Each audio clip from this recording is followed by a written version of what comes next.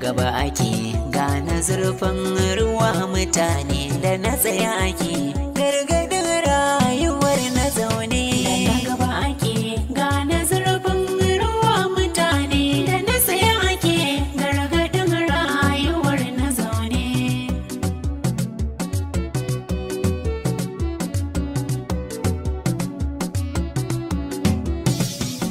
Da na gaba ake gane zurfin ruwa, ka tsallake bado sai ka ɗaukai inuwa, kalla ka ga shirin naka ne ɗan uwa,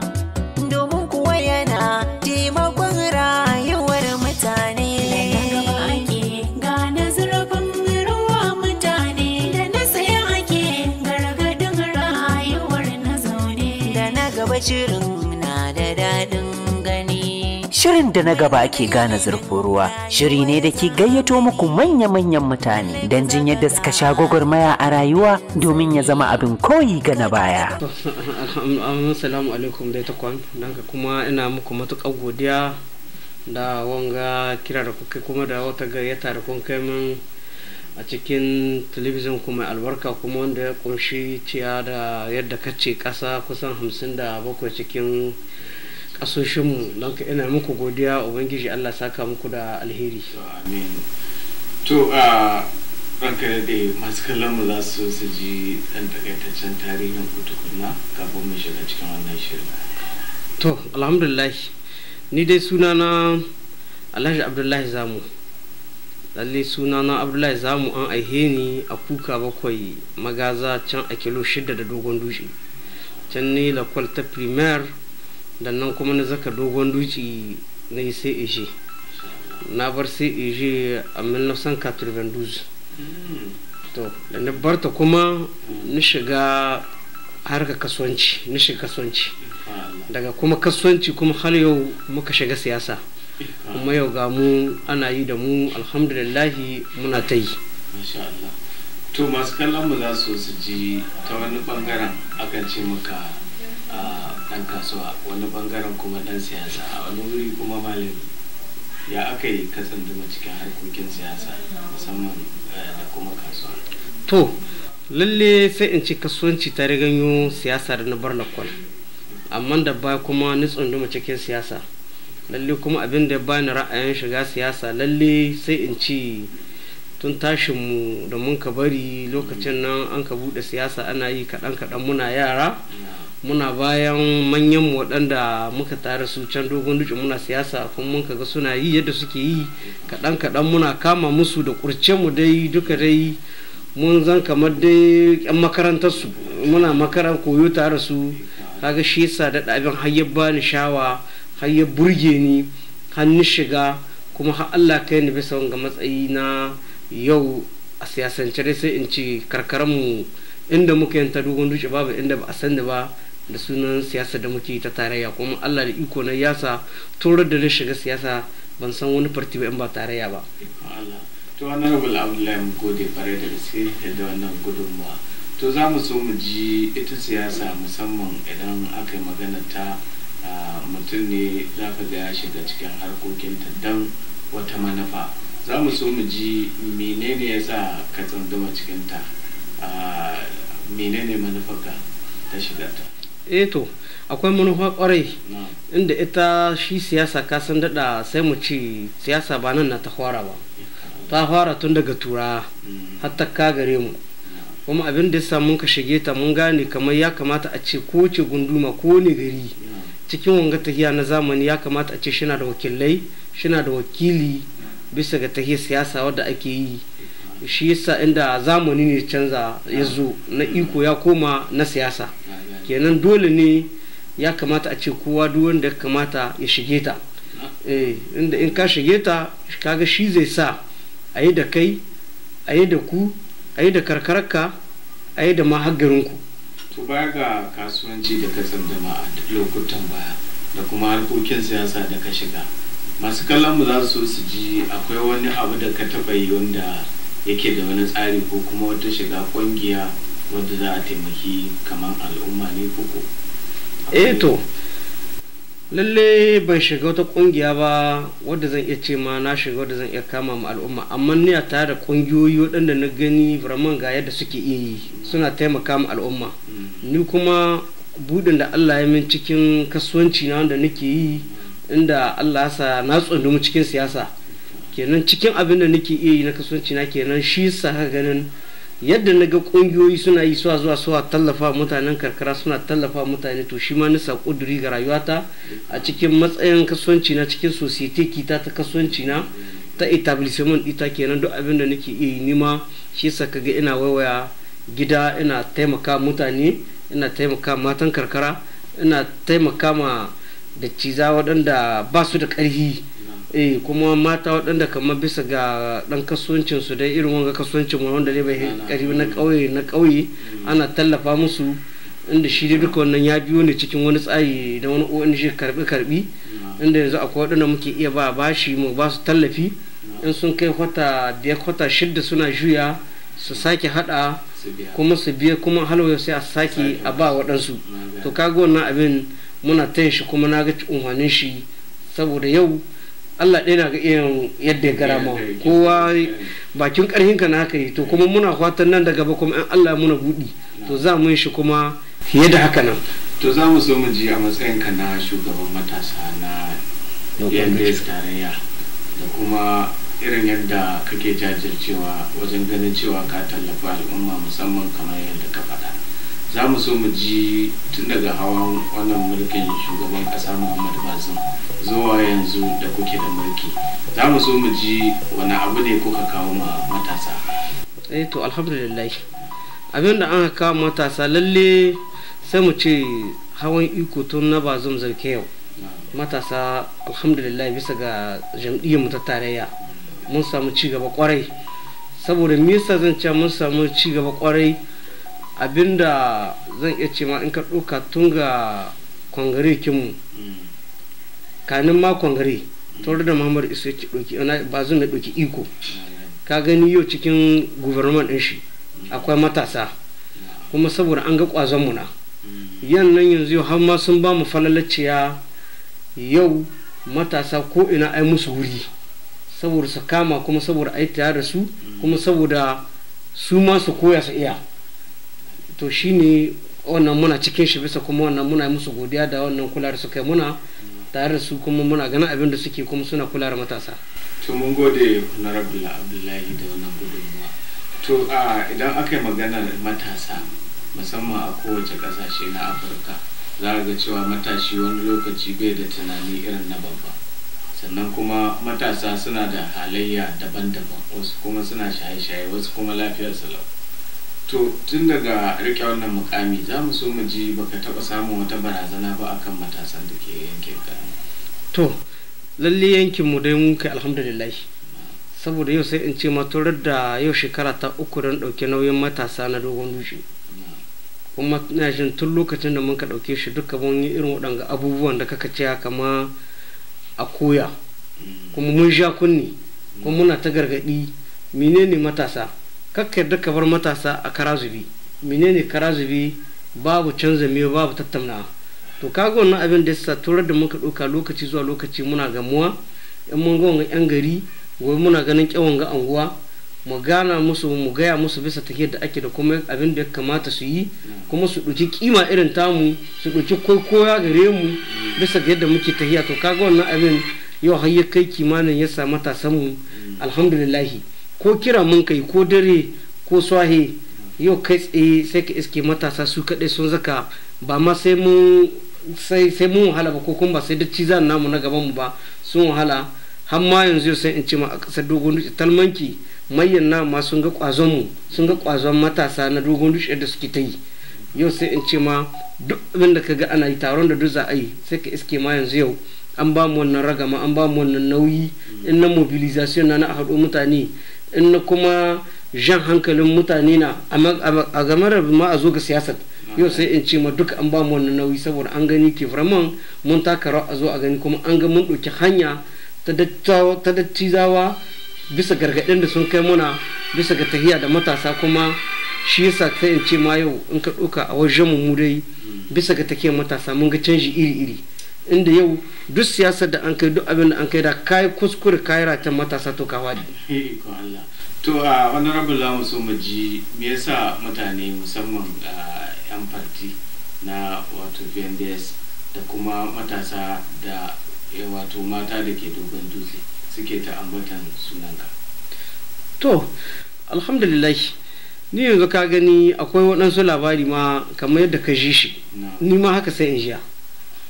yadda kaka jin nan an ambaci sunana ni ma haka ne. Abinda masu kallon mu ke so su ji me kake yi ma yan Dogon Dutse da kuma matasa wanda ke mu dai abinda muke yi a Dogon Dutse na farko babban gimshikin mu ko kana tarayya ko ba ka tarayya mu dai kullum ina yaƙi da abarga ba kuma ina yaƙi da wannan kuma ina yaƙi da duk abin da za mu yi mu tabbatar da dai gari guda muke kuma a ni Dogon Dutse inda ya ce ma gunduma Dogon Dutse ni ina gan tore da na shiga siyasa zan kai banda abokin hada a siyasa dai banda aboki ko muna farti gura ko ban farti gura kuma wannan yau na tabbatar yadda kai ma ga tambaya za ka samu wanda ma ba fartikin tarayya ba shi zai fara min shaidu kan wani kawar kan dan tarayya shi bi shaidu biskan wannan abu wannan kuma alhamdulillah baiwa ce ta Allah da kuma kowa da yadda Allah ya talice shi kuma kowa da hikimar da Allah ya mishi wannan alhamdulillah. Muna tare da babban bakon mu a wannan zaure kuma wannan shiri yakan zo muku a tashar Hausa Bakwai TV da ke jamhuriyar Kamaru wanda kuma muna tattaunawa ne da shugaban matasa na Dogon Dutse wanda shine muke fashin baki musamman kan yadda al'amuransa suke gudana musamman kan matasa. To a honorable za mu so mu ji matasa idan aka yi maganar matashi akwai mace akwai namiji. To su mata menene suka lashi roman demokaradiyya? To alhamdulillah ka san yau mu sai mu ce mun gode mu Allah saboda partikinmu na tarayya tun da an kai shi an yi mai tsari iri-iri. Akwai abin da ake ce ma matashi akwai kuma abin da sun ka kirkiro da muna da shi da aka ce ma rose. Yan rose din da kake ji kamar ya danganta da yan mata matasa waɗanda a tare da mu su ne ake muke ce ma rose. To kuma su duk abin da za mu yi duk kuma kamar ƙungiyar mu ta matasa duk abin da za ta yi to su kuma tare da ƙyan rose kin nan suka yi shi. To shi an matasa rose da kaji an ce ƙyan rose to yan matasa yan mata na cikin tarayya su ne muke ce ma wannan lakami rose. Kenan duk abin da muke yi duk inda ka je matashi akwai rose inda ko biro za mu farme da an haɗa president an ka kai abin sai an ce don in rose kenan ala cilis duk birokin da za mu yi ko cikin ƙauyena sai mun sa rose guda wadda dai kamar shiga cikin jagorancin masu tafiya wannan biro kaga wannan kuma sai mu ci alhamdulillah tsari na wanda an kai kuma muna kula da shi kuma muna kiyaye da shi kuma muna zamna lafiyar mu lau da su abu in mun samu wani abu ko ma wani abu ne na farti ya zaka kuma mun sai da zamu mu daidaita shi tare da su ba tare da an yi wani hayaniya ba kowa ya san matsayin shi. To honorable harkoki ba su musamman na siyasa babu barazana za mu so mu ji wani kalubale ka taba samu akan harkar siyasa ka? To lalle ni sai in ce matashi muke na siyasa lalle ka ga dai nan ina jin sai in ce wanga zaɓe da ya kuce shine na fara takara na yi takara ta kwansaye a garinmu kuma Allah da iko na yi an zaɓe ni kwansaye na garinmu kuma sai in ce da mun kai zaɓe can lalle ma'aihwata ina jin duka wanda kamata a ce shi zaɓe yana kai 2000 da wani abu ina jin ni kaɗai sai na samu ƙuri'a 1447 yana in ka ɗoka waɗancan duka ɗan musu na mun kai kuma duk da wannan dai daɗa shi mu sai in ɗoka maka ma wani ma cikin ma kuskure na sun kai zaɓen ni sai in ɗoka saboda ni yau bisa ga ƙalubale na tahiya fisbillah a rayuwata in na ga baka gane abin da aka nuhi ba to na san kuma yadda zan yi in kauce na san da baka gane ba ne a gaba ma mamaki ka gane saboda ita siyasa duk wanda ya sa kanshi ita ka sa wani abu cikin rayuwarka maƙiyinka yana iya zama mai son ka gobe mai son ka yana iya zama maƙiyinka gobe to kaga in ka sa wannan abu cikin rayuwarka to ka rabu da kowa kuma za ka zama da kowa lafiya lau don haka kenan ni cikin tafiya ta ga siyasa da muka yi lalle ni sai in ce alhamdulillah ban taɓa samun wani ƙalubale ba cikin tafiya wanda zan iya ce ma vraiment ya abin saboda shi yau wanga hankuri da mun ka ɗauka cikin waga siyasa kuma daga ta mun gade shi ne, inda yau in ka ɗauka yau ina jin duk wanda ya tashi da cikin siyasa ga hannun sufu makwai garu president na parti gaban ɗai, ga hannun su madan oje hajiya hadizata yakuba bozari, kenan kaga duk wanda ya tashi a hannunsu cikin siyasa to ina jin sai dai lace in kai ma kanka wata ɗiba ta wani abu, inda su dai yau a siyasance yau sai dai ka waɗi wani magana, amma dai ba ka iya yau ka zamna tare su ka ga yadda sun yi rikici da wani kan siyasa ko sun samu wani kalubale wanda za a ce a raba ko wani abu, to kaga wannan garon da mun kai kuma wannan tarbiyyar sun ka koya mura kuma muna nan ga ɗaukar darasi bisa kansu, to kaga shi ke sa wani kalubale wallahi alhamdulillah ba mu taɓa samu shi ba. To masu kallon mu ana gwada mana lokaci yawancin matasa. To wallahi riba mu da yawa ce, mun ci riba da yawa saboda yau ita sai in ce ikon tarayya in ka ɗauka yau muna kusan shekara 13 zuwa muna iko ko 12 da wani abu, kenan kuma duka tarin mu an kai waɗanga abu kuma duka tarin mu an kai gwagwarmaya, lalle mu sai mu ci alhamdulillah, inda kaga dai ni mazaɓata dogon duci ce, ko ina shugaban matasa na gundumar dogon duci mazaɓata dogon duci, komin ɗin dogon duci nake, komin ɗin dogon duci kuma lalle ina gan waɗanga zaɓuka da mun kai ba mu samu matsala ba, inda yanzu ci gaban da mun ka samu yau in ka ɗauka dogon duci da Allah duk dai da cikin dai muna cikin mugunya adawa a zazzafan siyasa a dogon duci mun ɗauki merin dogon duci, yannan yar takararmu wadda mun ka samu neman dipiti hajja hadiza yakuba ita ma Allah da ikonta ya sa ta samu kujerar dipiti, yannan kuma president gaban ɗaya mun ka kai talla a zaɓe shi shi ma yanzu gashi na shi bisa ga iko ciya da bazo Muhammad da kenan duk abin da annan yau in kai abu an ka samu sai ka ce alhamdulillah, kuma yau in ka ɗauka an farman yau jajircewa mu ci gaba wanda mun ka samu yana da yawa, inda yanzu yau in ka tai dogon dushi babu hanyar da ba a nana mata gudu, babu wannan hanya, kenan ku duka sai mu ci alhamdulillah. In ka ɗauka akwai wuraren da ba mu san huta ba an kai, akwai inda da ba mu san ruwa ba an kai, to kuma duka siyasa ta kai haka, kenan kaga sai mu ci alhamdulillah ci gaba mun gan shi. To an rabu za mu so mu ji menene kiran ka ga al'ummar kasar Nijar a ko'ina suke a fadin duniya. To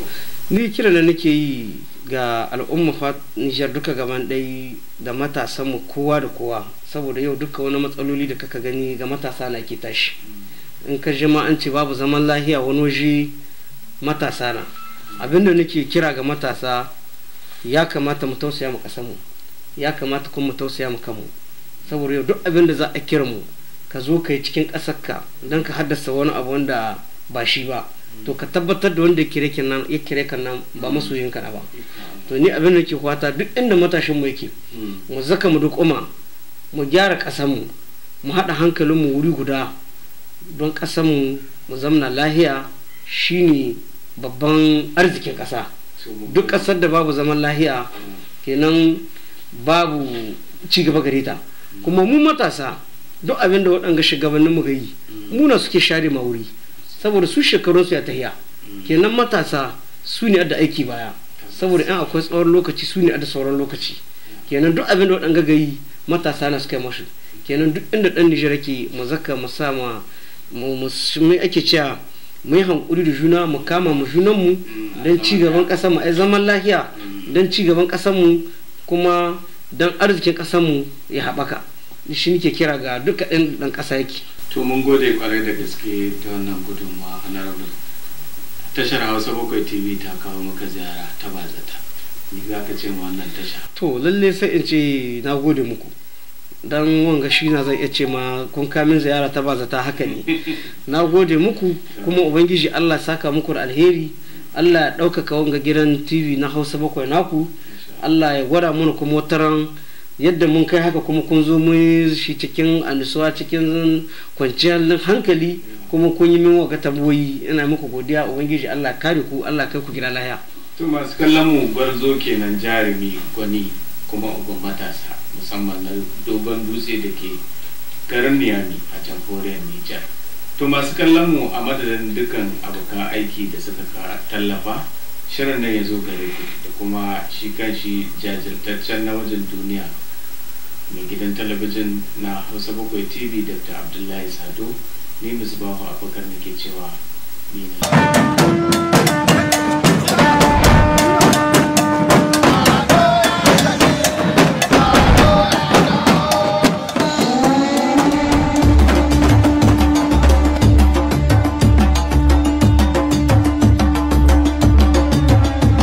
Albishirinku masu kallonmu, kafin ku ce goro, a madadin mai gidan talabijin na Hausa 7 TV, Alhaji Abdullahi Sadau, da kuma jajirtaccen manajan shi na tarayyar Najeriya, wato Musbahu Abubakar. Muna jinjina tare da albishir ga al'ummar ƙasashen Afirka da ma wasu sassa na ƙasashen ƙetare, kamar irin su Kano, Katsina, Daura, Zamfara, Sokoto, Kebbi, Zaria, birnin Zazzau, Borno, Adamawa, Taraba da kuma sauran jihohi na ƙasar Najeriya a ƙasashen ƙetare kamar irin su Kamaru, Ghana da kuma jamhuriyar Nijar.